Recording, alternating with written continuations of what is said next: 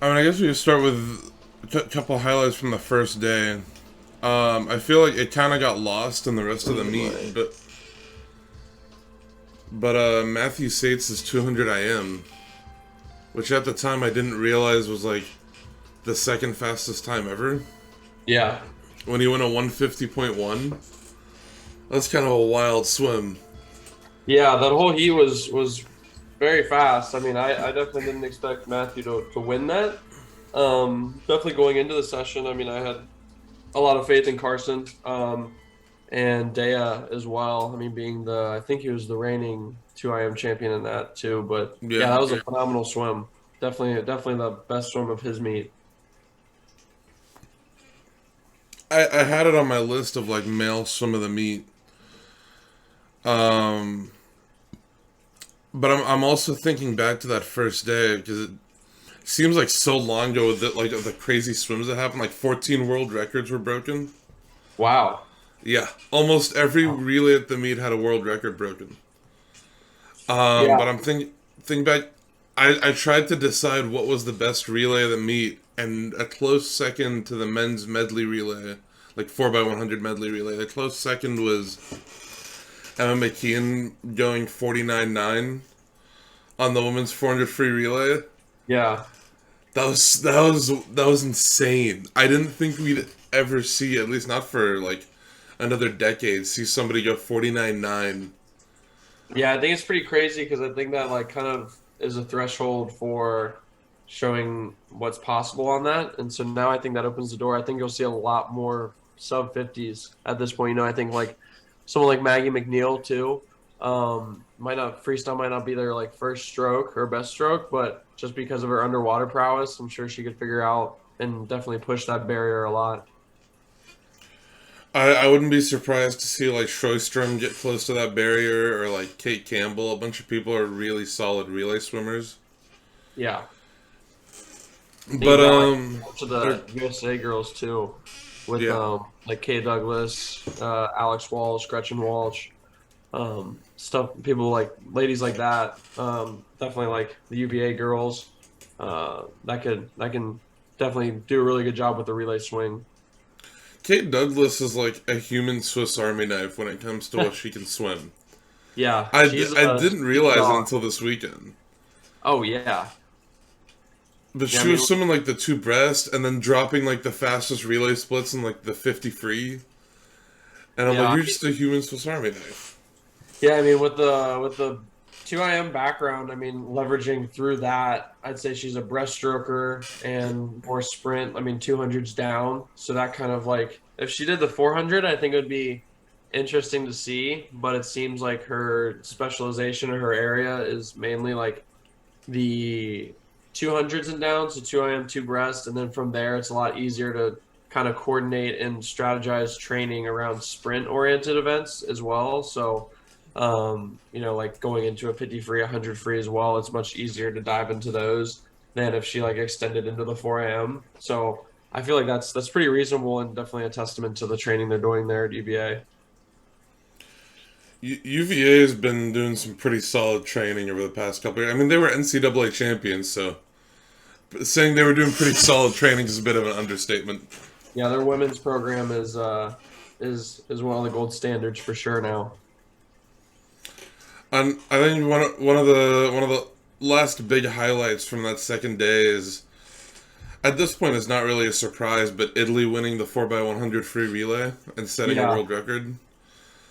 They've been like quietly putting together some of like the best relays in the world for a few years now.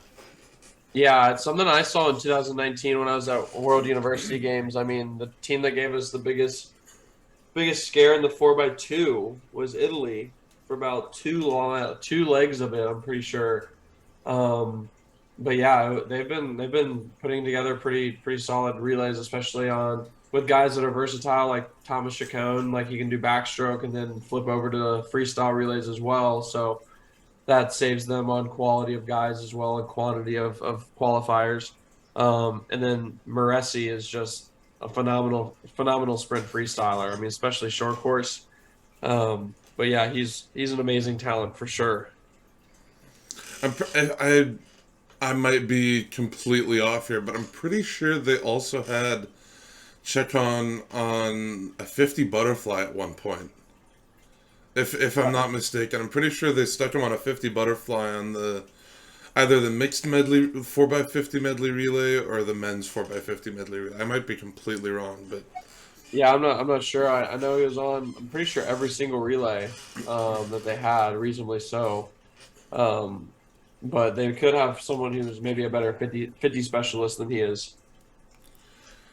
so probably my favorite swim of the meet, and this was the one that I like audibly cheered in my room at like 3 in the morning. It was the second or third day of watching Santos win the 50 fly. Okay. As a person whose favorite event is the 50 fly, and I'm annoyed that I never get to swim it, is he's kind of like my personal hero of like being around in his 40s and only swimming that event. Yeah. But That's an interesting event for sure. It's neat to see. Need to see the guys that show up in that event that can carry it over into the 100, and then it's also interesting to see the guys who just specialize in that. Like, it definitely is a unique event. I mean, we saw it in the 100 fly. Elia Karin, like, he was eighth at the he did really well in the 50. He didn't move on to the final session, but you know, he was eighth at the 75 and the 100, and then finished second. yeah, So it's like some guys just have that unique innate genetic ability and ability to, like Ben Proud, like only swims the 50 free, and some guys can put it together for longer events, but have strong attributes of the 50 sprint, the highest sprint level we have, but just take a little bit more time or whatever the reason, just excel in a little bit longer, like the 100 or a 200 per se. But yeah, definitely the 50 flies, I feel like more of an art than the 50 free just because it has more rhythm and flow to it.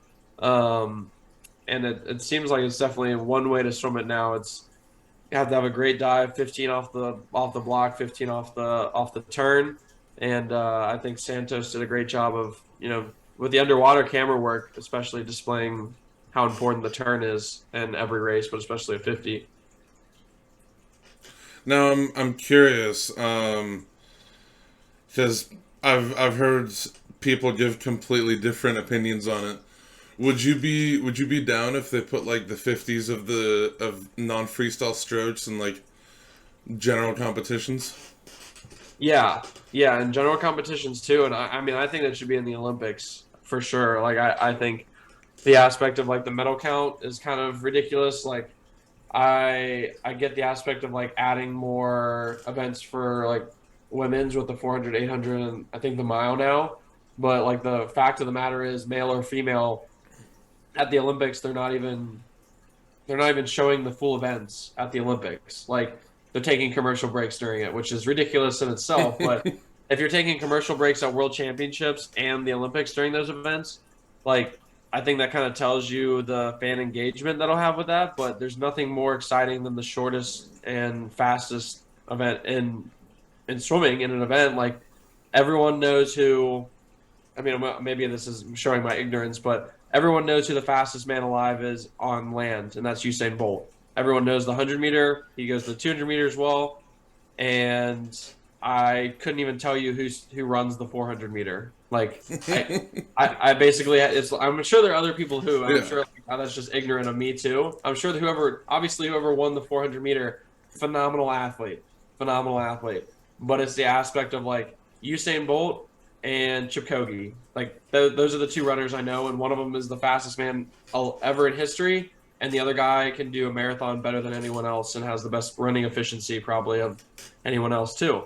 But it's a sentiment of, if you want to get people watching the sport more and more involved and more excited about the sport, you put the most exciting events and the most exciting aspects in the forefront and the limelight of it. And I think that's all 450s of stroke and 4x50 relays too. Because if we're gonna, I thought it was kind of, I mean, it was unique for sure, but it was kind of frustrating when they want to encourage like increase engagement and audience approach with swimming, and then they'll go and put in mixed relays, and that's great. Like, that's awesome. It's a unique relay, but we're gonna put mixed relays in before the 50s of strokes that like everyone does in college, everyone does when they're growing up too, and we're gonna put those in before like these mixed relays. That doesn't make too much sense to me. Mixed relays are cool. I enjoy it. It changes the pace of things, but I think it would be more exciting to see the fastest four humans in a 50 freestyle from every country just go at it,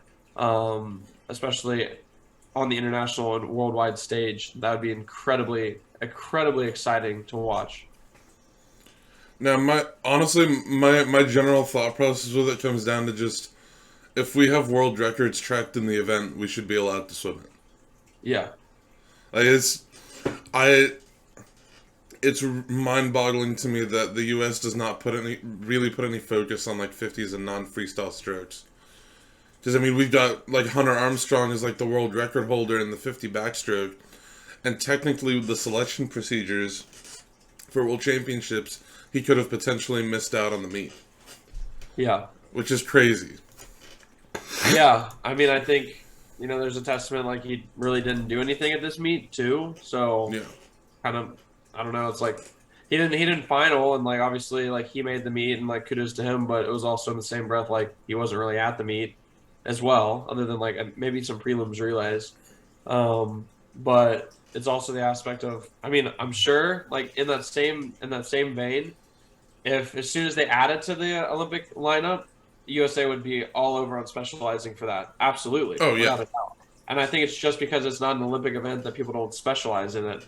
And I think it's like this aspect within the United States too of like the Olympics is the most important event, but it also I think crosses over into this aspect for some, which is yes, it's the most important event, and then that becomes it's the only event that matters, which isn't true. I mean, NCAA's matters, short course worlds matters, world championships matter. Like all these things, you can have a historic career and build a great career off of. Like, I mean, I think if you factor in short course meters, Tom Shields has to be one of the greatest swimmers of all time. Oh yeah.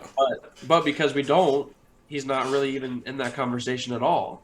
But when you factor that in, that adds in a whole other arsenal of background. And same with Beata Nelson, like has to be one of the best female swimmers in the world. But because she didn't have like the long course prowess yet, she's not really considered that. Yeah, I was definitely a bit bummed to see that Beata Nelson didn't get a nod for World Championships when she had like the fastest time in the, at least not anymore, but at the time she had the fastest time in the U.S. in the 200 IM and a couple other events. Yeah, I mean, I've talked about it too with a couple people from USOC and the USA, like a lot of other countries. There's a few like I think France, Australia, maybe Britain too. Their trials are similar to ours, where it's placement and position at the meet qualifies you for the event. But a lot of other countries, I'm not sure on Italy, but a lot of other countries will just do make the FINA A time or make this qualifying time and you get to go, or make it at any point of the year. Like I know for South Africa, like Brad Tandy just had to go a certain time in the 50 freestyle and he became an Olympian. And so I think the United States really prioritizes being able to perform at like the highest pressure situation in that environment under those situations, so they know they're not just going to have someone who can produce like one time, but they know that they can have someone who swims in prelims, is going to advance through semifinals, and then will advance to finals. And if you have like a fast enough time, that should indicate like even if you're at like 80%, are you going to make top 16, like where you're going to fall. But the USA definitely prioritizes like in the way their meet is constructed, their trials, their Olympic trials, world trials is promoting being able to perform multiple times in those high pressure situations rather than just the maximal top time possible. Yeah, I've definitely. I think it was. I think it was Tom Shields who was talking about it actually, talking about how he's talked to the people who are in charge of the selection procedures and who set them in place, and how they've said that the priority is getting people comfortable with international competition to prepare potential Olympians.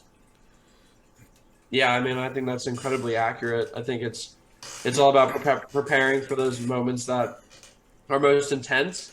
Maybe have like the most, like I said earlier, pressure to it as well, but also just preparing for that environment that preparing as best you can for the environment that no one can fully prepare for unless you've been there before. And, each time it's going to be its own unique experience. But I think, yeah, like the USA's main goal is just preparing, like you said, Swiss Army knife with Kate Douglas, but like the most lethal weapon that they can, so they can just go in there and just be an absolute assassin. It doesn't matter like this emotional thing, this excitement, this disappointment.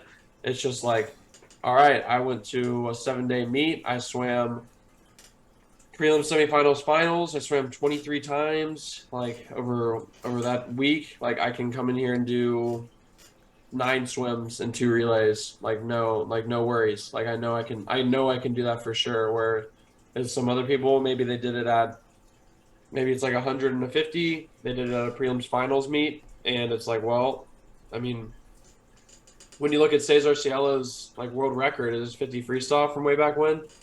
Like that was in like this rinky dink random pool, and it's like, well, and then he was the exception because he did perform elsewhere at other Yeah. times in his career. But you have those instances with other countries as well, and other people who aren't Cesar Cielo. It's like, well, will they be able to do that at that time? And I think that depends on the athlete and the cultivating with the coaches they're with. I think a good example of that is in the 50 breaststroke, the world record holder got eighth, and he was like over a second off his world record. But he set that world record in his home pool in Turkey. Yeah. So going on a couple more days into the meet, I think I underestimated the U.S. men's 4x200 free relay. Interesting. Because each day of the meet, I was going through and I was making like predictions of how I thought each final session would play out. I had the U.S. men at third, and then they blew the world record out of the water. And I mean, like, I'm happy to be wrong. Yeah. I'm very happy to be wrong. But they blew the world record out of the water by like 3 seconds. Yeah. I did not see that coming. Who did you, out of curiosity, who did you have ahead of them before that session? I'm pretty sure I had Italy ahead of them in silver, and then who did I have in first? I can't put my finger on it, but who I had in first? Yeah. It might have been Australia. I think it was Australia, and they definitely performed. They had Chalmers split the fastest 200 free ever for Australia. Yeah. But the U.S. had 4 people at like 141.0 or faster. Yeah. Like it was. I mean, it was a fast relay. It was interesting to see their adjustments from last year because last year's relay was very dominant too with Ryan Held on it, and then this year making the adjustment. I mean, Carson going a 140, I think, .4. It's pretty sensational. Kieran leading off with a 141.0 or 141.1, I think. Pretty phenomenal as well. I think the most surprising thing was the performance of the 200 swimmers after the 4x2. Kieran didn't even, he balled out in the 400 freestyle, and that obviously takes a huge load out of your energy system. But, and he had a long week too, a lot of demand because we really didn't have much USA sprinting power there, and he was a 100 freestyler, so he had to take a lot more load on. But, Kieran not making the final, and then I think Drew got 4th or 5th. In the individual 200? Yeah, the 200 following it. And then I forgot, but after I saw Carson split on the relay, I was expecting him to be in the 200 individually, but I forgot that he didn't make the top 2 at World Trials. And then Trenton had a good swim there for the relay as well. So, yeah, I mean, I think that was a sensational relay. Like when you look at it, Trenton's a really good 4x2 performer. Kieran's one of the best 200 freestylers in history. Carson's becoming one of the best freestylers in history. I mean, he's got a really strong 500 background now. He's really developed that a lot. 200, he's really taken off on that on the last like 2 years, I'd say.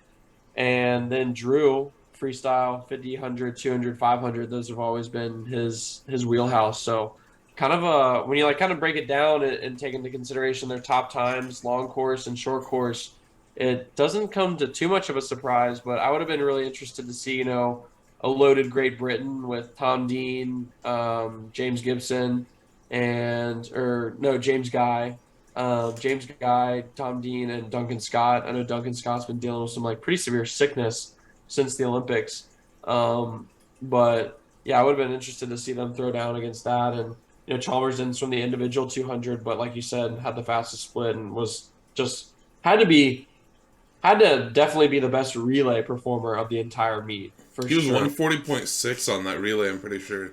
Yeah, that's just I mean incredible.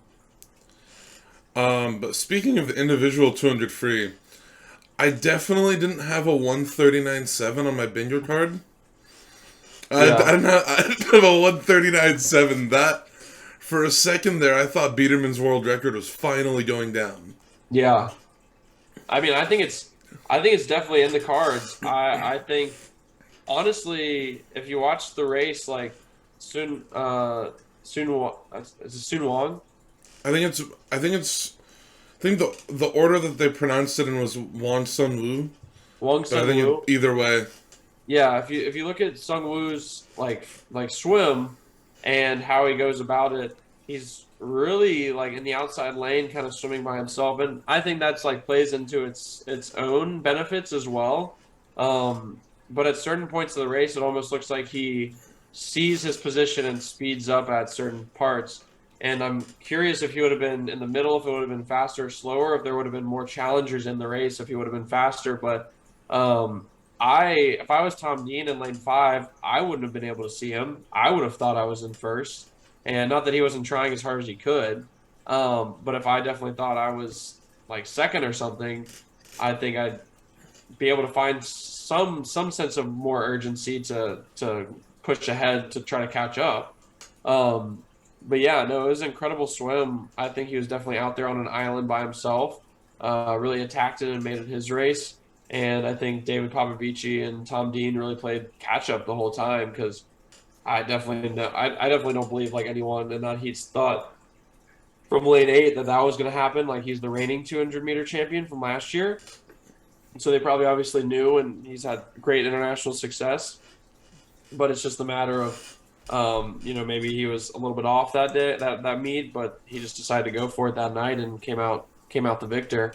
But yeah, no, that was a sensational swim. I was kind of surprised that after the top time, where everything else landed, because I thought basically times after first were a little bit slower than I expected, especially considering all the relay swims.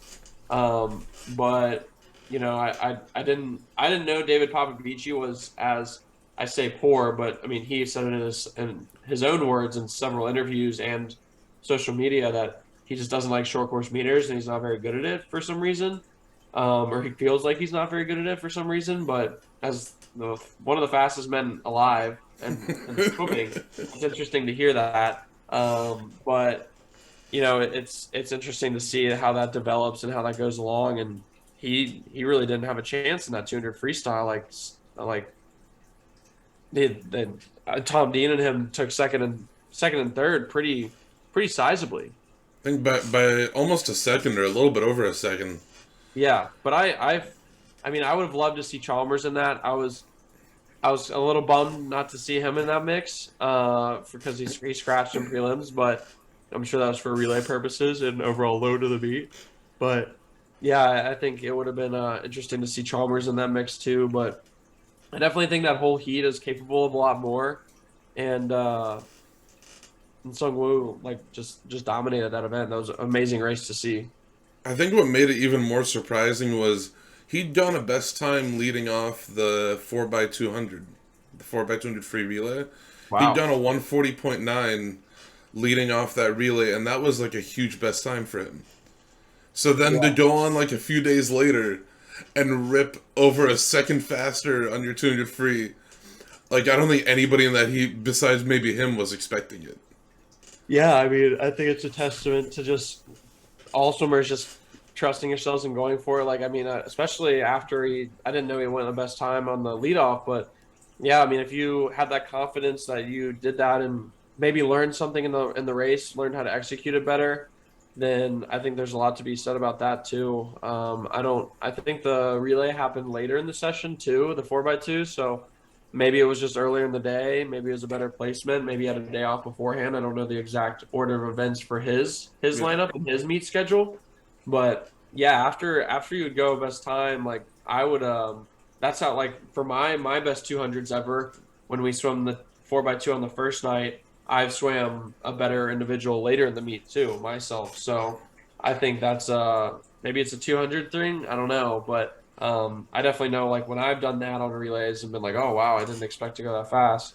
It's just a huge boost of confidence and like, oh, maybe I can press the first 100 or the first 50 or the first or the middle 100 a little bit more and or hit the underwaters harder. So maybe it's something of that nature. But yeah, he definitely had a sensational meet for sure. So going on a few more days. Or well, I want to go back to a swim that I forgot to mention. Actually, this is another swim that made me audibly cheer in my room at like 3 in the morning. But Chad Leclos winning the 200 fly and going a best time. Yeah. I I thought he'd have a chance to win it, but I didn't think he'd be going a best time. But that swim just made me really happy to see after him missing out on medals at the Olympics and then missing out on medals at World Championship this summer. It was just I liked that swim. It made me happy.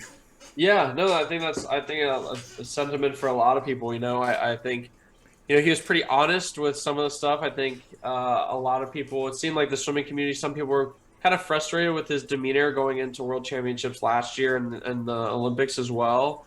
It was just kind of like, I don't know, from what I heard and what I saw from people close to the circle, like I'm at this ability. I don't really have to put in the work as much. And at that point, like from what I've heard as well, he didn't want to.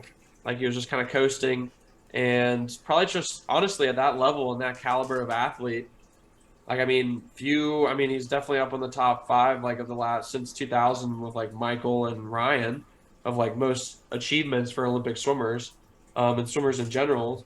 But it's got to be hard to find like motivation once you've hit like the pinnacle of swimming, like Especially at Olympic. such a young age. Yeah, yeah, Olympic gold medalist, world gold medalist. Like, I mean, I think that was his sixth or fifth title in a short course meters world championship. Yeah. Like, so many world records too, short course world, like a long course, whatever it is, and it's got to be hard to try to find that. I think his journey in the last year and a half was probably just finding that process and that why in swimming.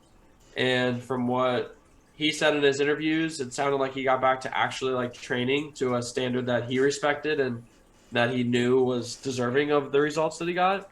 And, I think when you have an athlete of that caliber and that ability and they put the work ethic on top of it and the preparation, like that's going to be the result. It's not a coincidence. Like he's had the track record before, but when you're operating at that level and you're not putting in the work that's needed, it's hard to make up those margins on guys that might be, a little bit better than you, like genetically, or a little bit worse, but are working harder than you.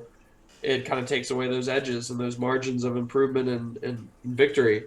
And as we know in swimming, like those are hundredths of seconds. So, yeah, I mean, it was pretty cool to see him kind of come back to the top. I was pulling for my guy Ilya Karin in the 200 fly, and it was just, yeah, it was a great swim. It was awesome to see Chatty go for it and kind of vindicating to the sense of it's neat to always see like the best people go some of the top times in the world, but knowing that he wouldn't have accomplished that without like realigning himself with the work ethic that he needed to do that and the preparation and the training leading up into that.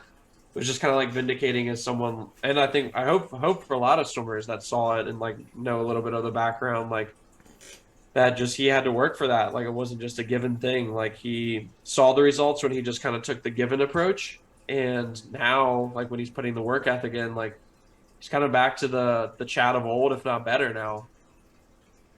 It's gonna be interesting because in at least as of now in like early January, I'm gonna get to sit down with his dad and talk to him. Nice. That's gonna be an interesting conversation. I'm excited for it.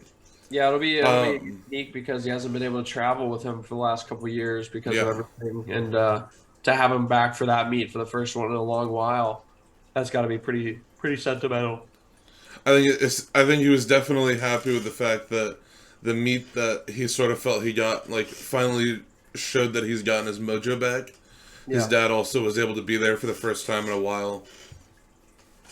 So I'm curious if you're down. We can go through. I made a list of like female swimmer of the meet, male swimmer of the meet, and such. I'm curious if to see if you've got similar names that you'd think of, or if you'd put somebody else up there. But for female swimmer of the meet, I feel like pretty obviously Maggie McNeil is. I don't think there's much of a contest there.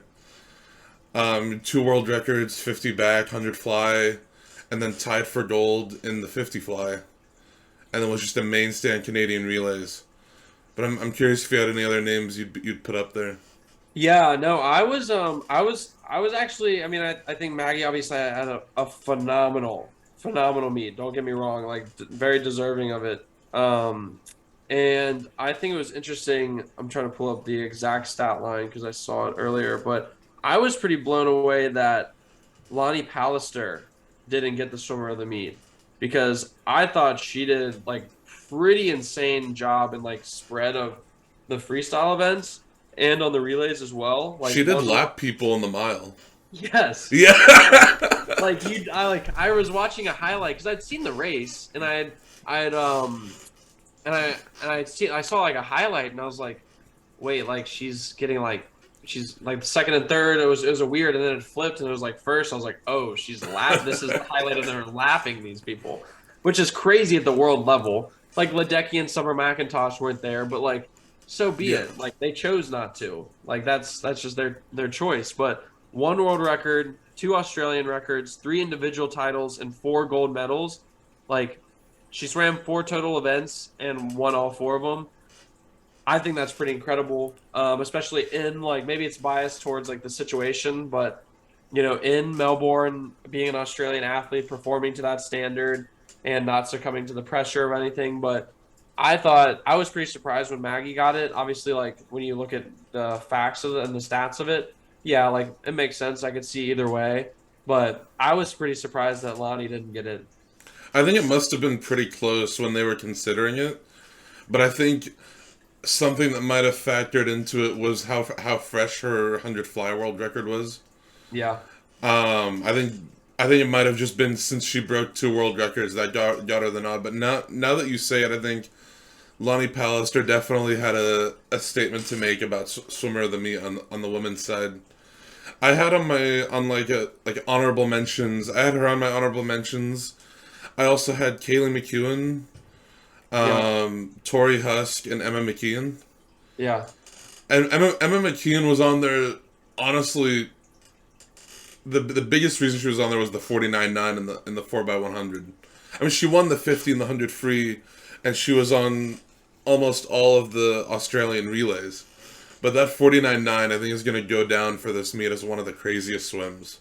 yeah. I think it rightfully so. I think it has to. It's just whenever you break through a barrier or a threshold of any sort for not just the event but of all time, it has to be like taken it given the weight of that situation and given the consideration of that, and rightfully so. I think you know Emma's obviously a phenomenal athlete. I think it was the Olympics that she just did a phenomenal job at, like the picture with her of all of her medals, and it's interesting to like see her in the short course worlds. It was almost seemed because she did so well at the Olympics, it almost seemed I don't even say it like genuinely, but almost a little underwhelming at how like I don't even know how to word it. Like she did so well at the Olympics, and she did like very well at short course worlds, but like proportionally of how great she did, Yeah. it wasn't equal. That it almost seemed like she performed lower. But it was just like no, you just don't have like that incredible of a meet every time. Like you have different levels of it, and she did phenomenal at both meets. But it was just that I mean, if uh, there's a meet she's going to peak at, she probably wants it to be the Olympics. yeah, exactly. So, I think she like does a phenomenal job long course and short course meters as well, and she's definitely one of the best freestylers swimmers in the world. And I think you mentioned Catherine McEwen as well, McCann.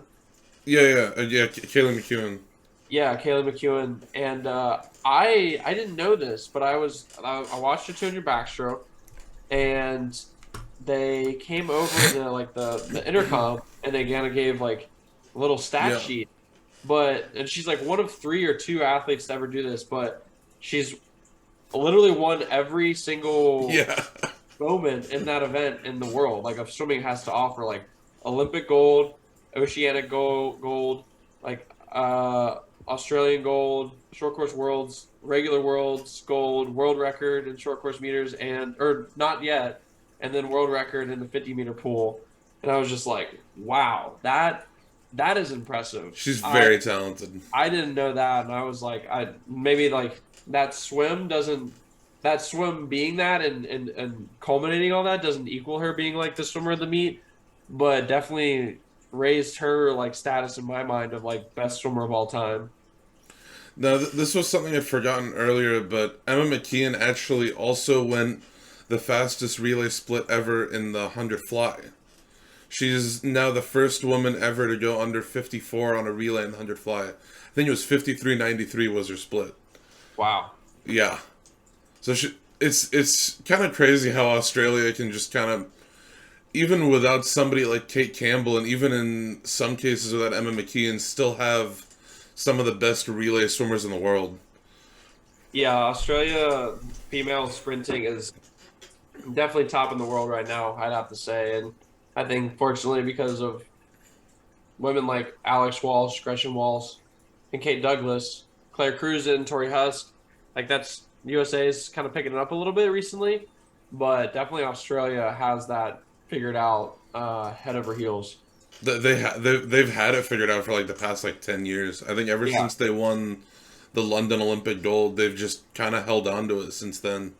yeah, that's what I kind of like look at it as and make it the point of the USA female sprinting is kind of trying to start it or not trying, definitely starting to catch up and figuring out a little bit more with some of those individuals I mentioned. But yeah, Australian female sprinting and freestyle definitely is one of the places to be.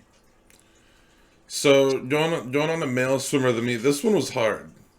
Yeah. There was like five or six guys that I had that I was like, it could be any one of them. Um, in the end, I did end up going with Ryan Murphy. I think because he showed that he's still one of the best backstrokers in the world. I think in the past couple of years, I've seen some people question, like, okay, he didn't win gold at the Olympics, but then this year he won gold in the two back at Long Course Worlds. But I think being able to have what happened in the 50 back happen, where the timing system messed up and they had to reswim the event about an hour and a half later, to be able to step up and still swim a really solid time and to win the event, I think that cemented him as probably, for me at least, male swimmer of the meet. But I had also on my honorable mentions, I had Nick Fink, I had Chad Leclos, I had Seto, and I had Kyle Chalmers, who was almost put up there instead of Murphy. I'm curious which one of those guys or somebody else that you'd put up as male swimmer of the meet. Yeah, I mean, I'm a big Nick Fink guy. I might be a little bit biased towards that too. But I mean, I had to. I was kind of curious because like going into it, I was just like thinking of like the races that I watched and that were the most notable. And I was like, oh yeah, Nick Fink's obviously gonna do it. Gonna be the sort of the meet. But then I mean, I realized like Murphy won. He swept all the backstrokes, and I mean Nick did that at every World Cup, but he didn't do it at Short Course Worlds. I mean he got second in the 200 breaststroke, which is like still To a phenomenal. guy who almost broke the world record, to be Yeah, fair. yeah. And so, but I mean, he won the 50, won the 100, and honestly, I was most surprised they didn't win the 200. And I was also surprised at how well Dea Sato did in the 200 breaststroke as well. So, I mean, given the fact that Murphy won all three of his events, I definitely understand that. I think if Chalmers had done The two more than free. yeah the two free, I think he probably would have won swimmer of the meet. Um, but also, was he in the 50? He was, but he was I think sixth or seventh of the 20.9. Yeah. So I don't also don't consider that as like Yeah. If they're because I mean between Nick and Ryan, I think they were on the same amount of relays. They performed Yeah. pretty similar on the relays just as well. Both of them just absolute dogs. And I mean, if you're looking at that and consideration on the women's swimmer of the meet too, um, I mean, I think you had to get the nod to Murphy just for the three wins, but definitely a close second had to be Nick because he literally only had one step below Murphy's accomplishments because they were on the same amount of relays, same amount of events, 50s of every stroke in that event. Um, so yeah, if it wasn't Murphy, I would definitely go Fink. I would have needed to see more from Chalmers rather than just relays because that's also not just him. That's three other guys putting him in that position to succeed and put in the spotlight as well. Oftentimes he was anchoring the relays too, so he'll get the finishing credit, but it's a lot of the other guys that did an incredible job to get him in that position for sure as well. Then I think that like helps your cause, but also pulls it away, like makes it more real of who the actual swimmer of the meet is. So, but I definitely have to put up Murphy and also um, and Fink for sure. And I think Chad would probably be my third if we're going with Fink beat that. some stacked fields in his races too. That Yeah. 50 breaststroke was a stacked field of swimmers. I was pretty excited to see him win that over people like Petey and Martinienghi. Like, those were some really talented athletes. Yeah, it was interesting because I mean Ilya Shimonovich he wasn't at the meet, right? No.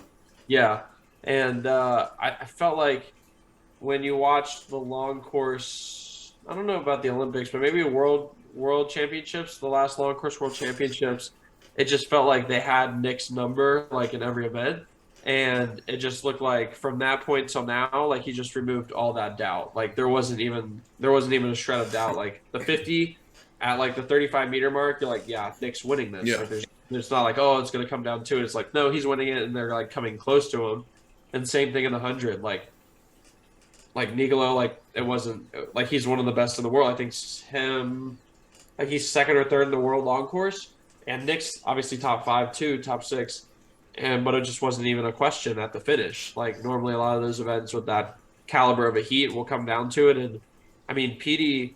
It kind of blows my mind at how bad PD's starts and turns or more so his pullouts, which doesn't make any sense to me. I just don't understand how a guy that caliber can be that deficient in something and so good still, but it's just a testament to like he can do the 100 and the 50 because there's less turns and pullouts and less technical aspects of non swimming portion of it. But I mean, Nick has gone through the NCAA system and done really well there and exponentially improved since leaving college. So I think definitely those were to his advantage by all means, and definitely PD. I think still coming back from that injury like a year ago with the breaking his foot, or maybe more recently than not. But It was, I think, in like May or June of this year.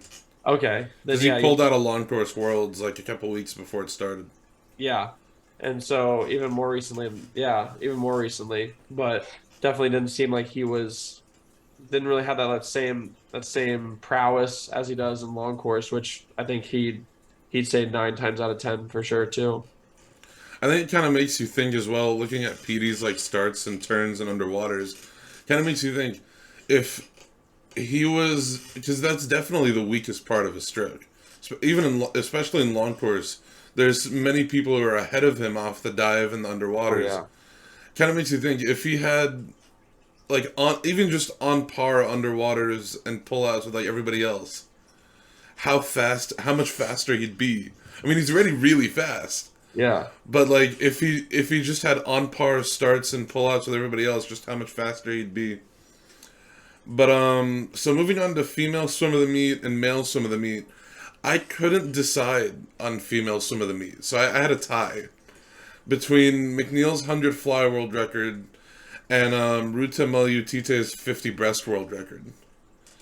So my honorable mentions were Lonnie Pallister lapping people in the mile, and then Kate Douglas going the second fastest time ever in the 200 IM. Because I didn't think Hosu's world record would be scared for at least a couple of years. But she missed it, I think, by like less than half a second. But so I'm curious if you can help me with a tiebreaker here between McNeil's 100 fly and Melia Tite's 50 breast.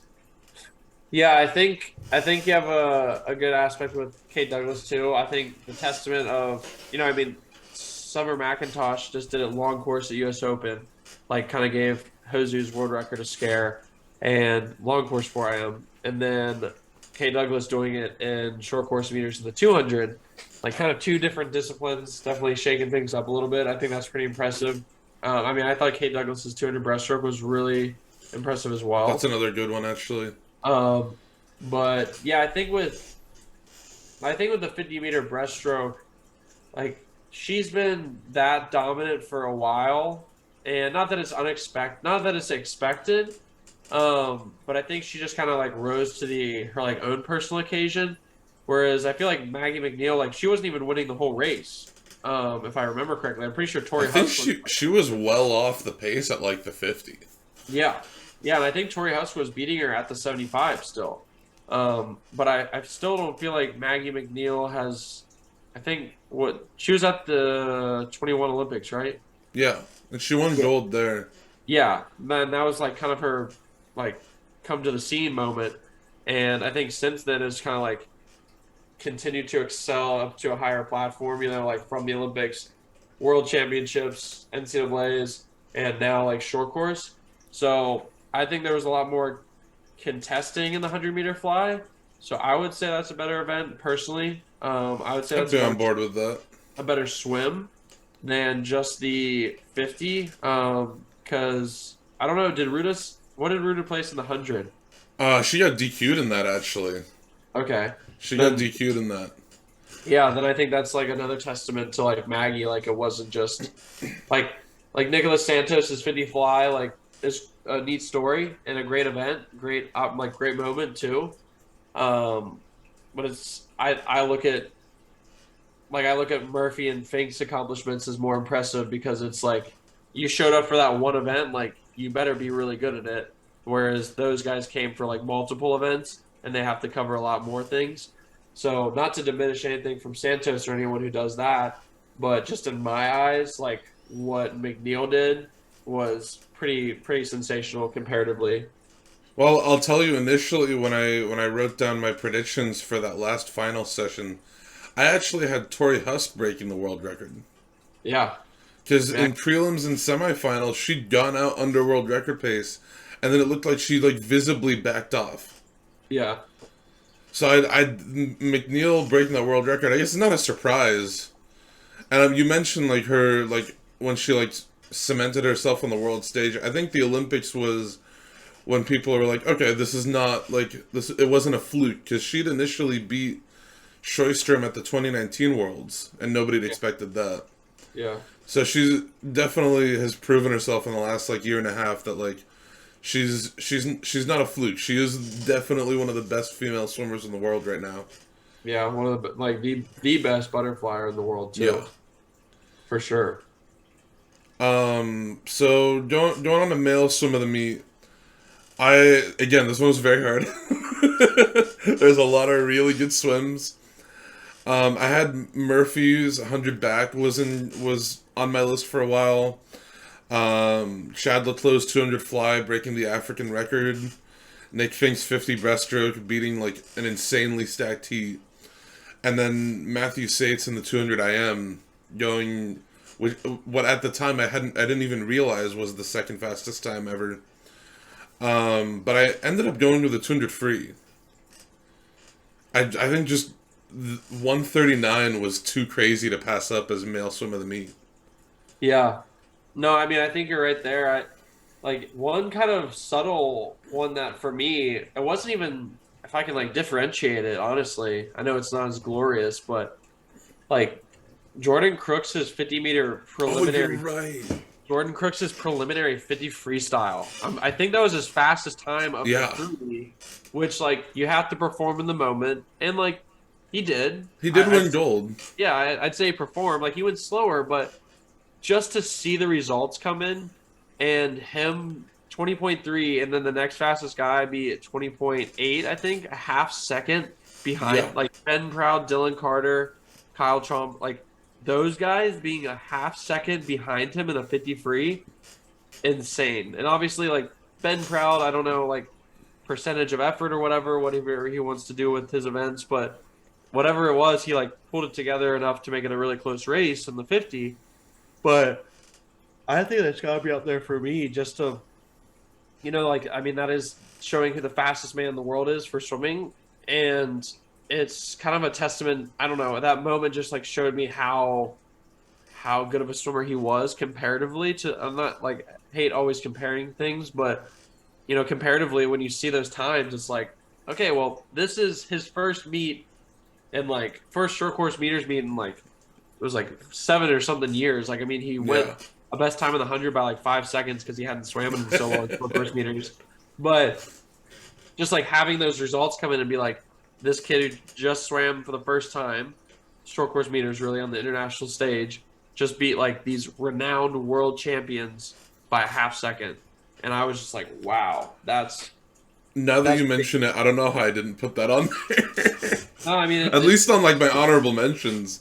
yeah, I mean, I think it's a sneaky little event, but and I think we gravitate towards the other events more because we view them as like kind of harder or taking more out of you. But performance is performance, and like Matthew Oh, said, especially beating that stacked of a field in the 50. oh, right, yeah, like I mean, Ben Proud's not getting. I mean, that was the first time he lost this whole year, Yeah.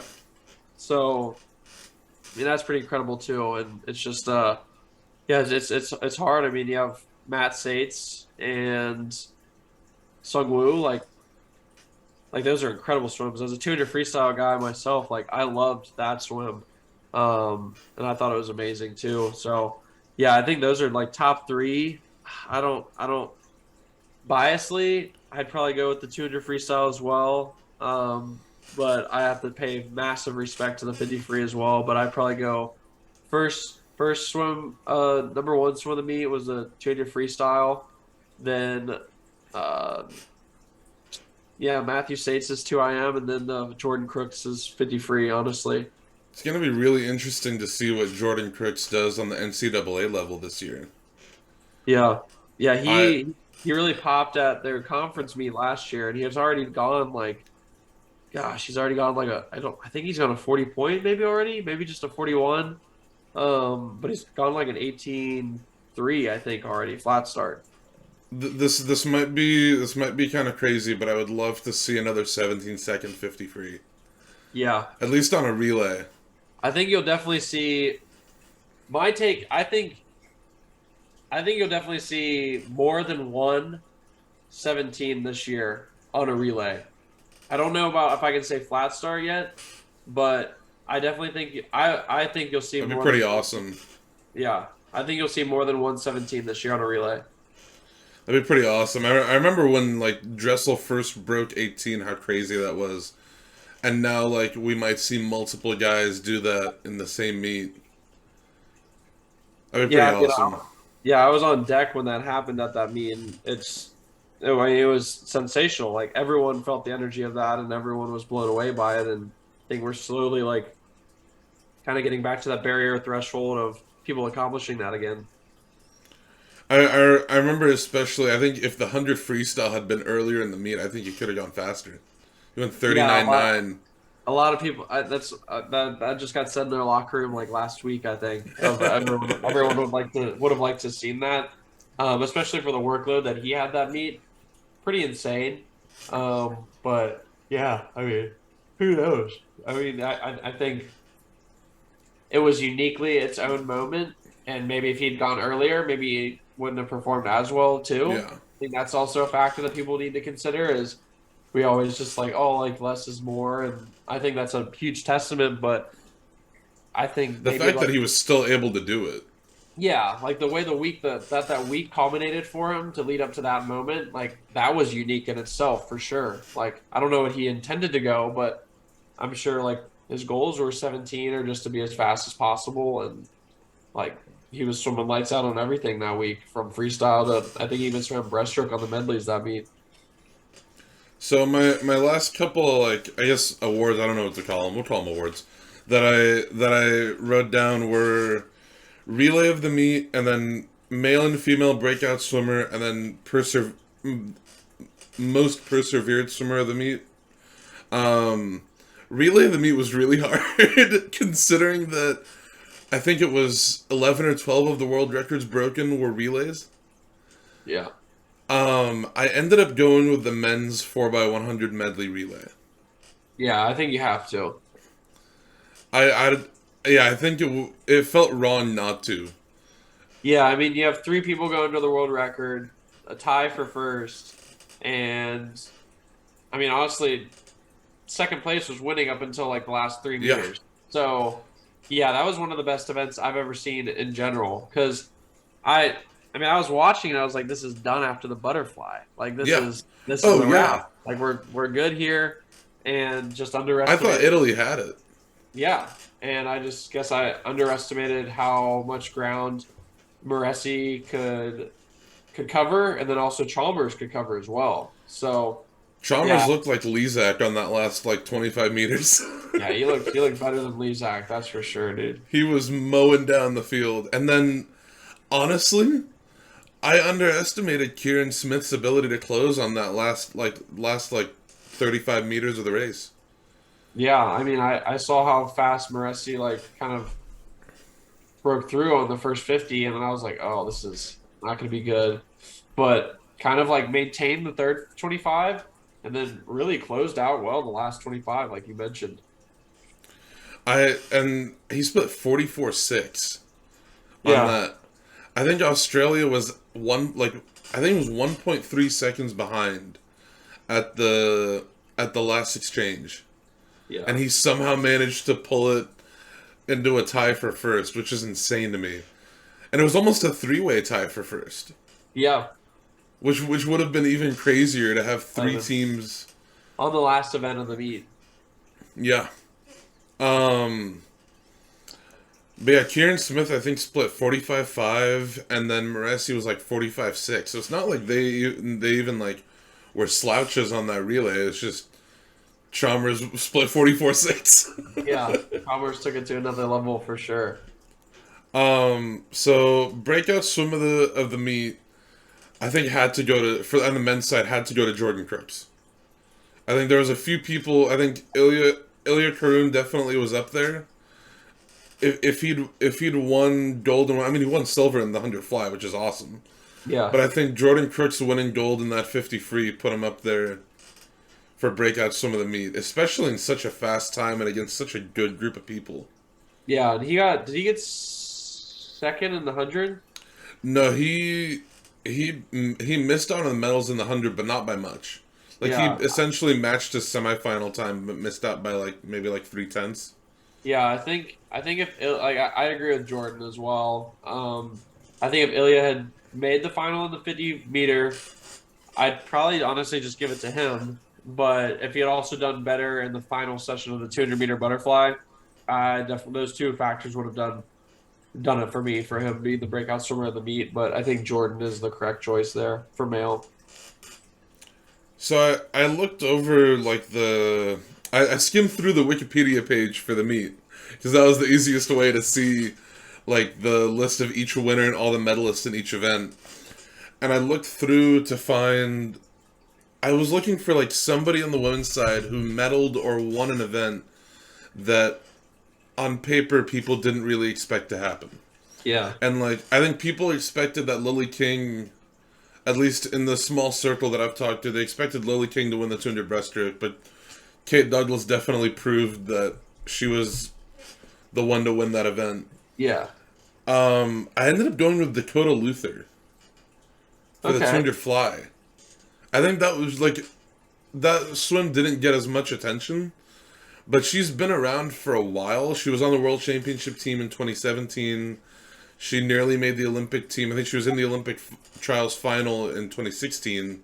So she's been around for a while, but this was the first time I think this was her first senior international gold, if I'm not mistaken.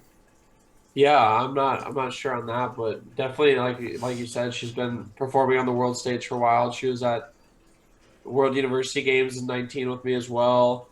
and been a sensational athlete on like the junior national circuit and moving into the national circuit. So, yeah, I totally forgot about that swim too. I was thinking more of, I mean, she's obviously an Olympian and Olympic medalist already, Kate Douglas. Um, but yeah, I mean, I think in the grand scheme of things, like first senior national stage, yeah, Dakota Luther's gold medal has to be pretty out there, especially like beating out Haley Flickinger too. Yeah. I mean, just a phenomenal athlete herself, but beating her out to win gold, that has to be weighted as well too, taking some consideration. I had Haley Flickener and Kate Douglas on my honorable mentions. Haley Flickener mainly because she's been around for a while. I mean, she's a two-time Olympian, but this was her first like senior international gold. Excuse me. In the 400 IM. Yeah, dominant win too. Yeah, by like more than a couple seconds. That was a pretty awesome race, but I think it had to go to Luther just because it was the first like international gold medal. At least I think I might be wrong. Um, it was the first like at least international individual gold medal that she'd won. Um, but going down to the last like I guess award that I wrote down for the meet for perseverance, I had Chad Leclos and Seto. I'm curious if there's another name that you'd put in the ring for that. But it Like was kind of a perseverance. coin toss between it was a coin toss between the two of them. I think Cassetto going into 2020 was arguably like a favorite in the 200 fly and the 400 IM and the 200 IM because he put up I think he won a 152.7 in the long course 2 fly like January of 2020 and like Yeah, 409 in the 4 IM and then obviously some stuff happened. Olympics didn't happen that year. yeah, So I think and also winning the 400 IM for the sixth straight time I yeah. think showed like his longevity. But I'm curious if there's any other names you'd put up there. Yeah, I mean, I think Seto, especially like after the 21 Olympics, like he had a lot of stuff with like societal for Japan too, like with Yeah. his marriage and his family and his personal life as well. But I think ultimately really weighed on him and factored into, performing at the Olympics in front of his home country. Like that's huge aspect. And I think often gets forgotten too or not even known about. But I think the six times, like six in a row too, is just pretty incredible. And I think the only one that I would consider is kind of like, I mean, I don't know. I'd weigh, even though we said like swimmer of the meet was Ryan Murphy, I'd weigh Nick Finks over Murphy because I don't know if Murphy won a best time this week or not. He did in Um, the 100 back. okay, then, but yeah, I mean, Nick Fink is like just aging like fine wine. It Yeah. seems like he's like getting better like through the World Cups, through these swims, and I mean, as someone who got, I think it was back to back Olympic trials in 12 and 16, or just in two events in 16. I'm not sure. I think it might have just been two, but to get third in the Olympic trials in the 100 and then third in the 200 as well, and then to come back from that, make the team, be an Olympic medalist, Olympic gold medalist, and then And then he was a world champion in the individual 50 yeah, and and then long course. to be dominating now on the world stage as well. I think Nick's got to be up there, taken into the That's a grand good scheme point, of things. actually. But the individual meet, yeah, I'd say. I mean, I'd say it's those three, only those three in consideration. Like, definitely has to be just those three. I think Sato's like accomplishment of doing it for that long is pretty incredible. I don't think anyone really had to. I And mean, especially, this was his fastest time. In the yeah, four of the six times that he's won it, this was his fastest. that's crazy. Yeah, I mean, Chalmers has had two shoulder surgeries that he's And come he's back still from. one of the best sprinters in the world. Yeah, like I don't know what they're doing down there for their orthopedic surgeries, but like obviously works better than anywhere else in the world. So that's maybe something to consider. But I'd still say Sato or Fink, probably in my mind. Yeah, I hadn't even considered putting Fink up there, but you're totally right on that. All right. Well, that's everything that I had written down. I don't know if there's any other things that you had as highlights of the meet for you, but that's everything that I had written down. Yeah, I think the only other like note I have is really it's just interesting to see like the margins of first to like eighth and first through like the field are definitely like lessening. Like you're seeing very few instances of like blowout wins. And I think that's just a testament, especially with like how fast junior nationals was this year. Like 18 and unders are insanely fast now. And I think it's just a testament to, swimming availability, swimming resources, swimming video being more accessible and more attainable than ever before, and more people learning from that, taking it in and absorbing it in a better way. It's just increasing the whole sport a lot better than ever before. And I think that's a great aspect. It's probably a harder aspect for some people, but ultimately, for the sake of the sport, it's only improving swimming overall. You're talking about like the close margins and races, and I'm thinking back to the men's 50 free, where like Chalmers got like sixth or seventh, like a 20.9, but I think third was like 20.78 or something. Yeah, Like that entire field was just like a razor thin margin from like third to eighth. Um. Well, anyways, this was fun. I like talking about yeah, swimming. Yeah. yeah. This was awesome. A nice little recap, review, highlights of Yeah. one of the fastest meets in the world.